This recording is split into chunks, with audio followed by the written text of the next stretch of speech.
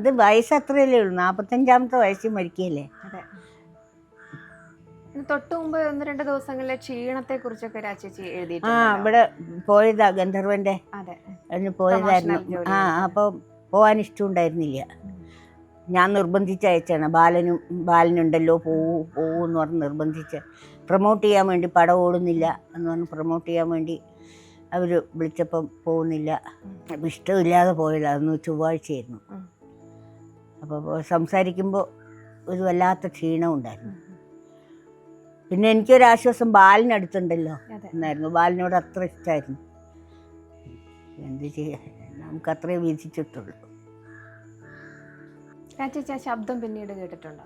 അത് ഇടയ്ക്കിടയ്ക്ക് കേൾക്കാറുണ്ട്. ഒരു പടത്തിൽ പ്രതാപ് പോത്തിന് വേണ്ടി നവംബറിൻ്റെ നഷ്ടമാണെന്ന് തോന്നുന്നു മുഴുവൻ ഡബ് ചെയ്തിരിക്കുന്നത് അദ്ദേഹം. പലതിനും ഡബ് ചെയ്ത്, അത് ഞാനും ഡബ് ചെയ്തിട്ടുണ്ട്.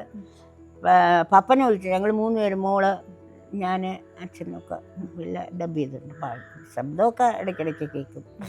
ഇത് നമ്മളെ ഓരോ ദിവസവും ജീവിപ്പിക്കുന്ന ഓർമ്മകളുണ്ടല്ലോ അല്ലേ? ഷൂട്ടിങ്ങിന് പോയതാണെന്നും യാത്രയിലാണെന്നും ഒക്കെ ചിന്തിക്കാമല്ലോ. ദിവസവും നമ്മുടെ ഒപ്പം ഇല്ലാത്ത ആളല്ല. അല്ല, അങ്ങനെ ചിന്തിക്കാറില്ല. എൻ്റെ കൂടെ ഉണ്ടെന്ന് വിചാരിക്കാറുണ്ട്. എപ്പോഴും എൻ്റെ കൂടെ ഉണ്ട്. അദ്ദേഹത്തിനെ പറ്റി സംസാരിക്കാൻ ഒറ്റ ദിവസം എൻ്റെ ജീവിതത്തിൽ ഉണ്ടായിട്ടില്ല എന്ന് തന്നെ പറയാം. ആരെങ്കിലും എവിടെയെങ്കിലും എന്തെങ്കിലും പറഞ്ഞിരിക്കും.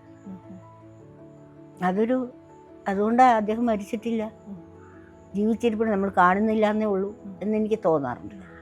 കൂടെ തന്നെ ഉണ്ട് എന്ന് തോന്നാറുണ്ട്.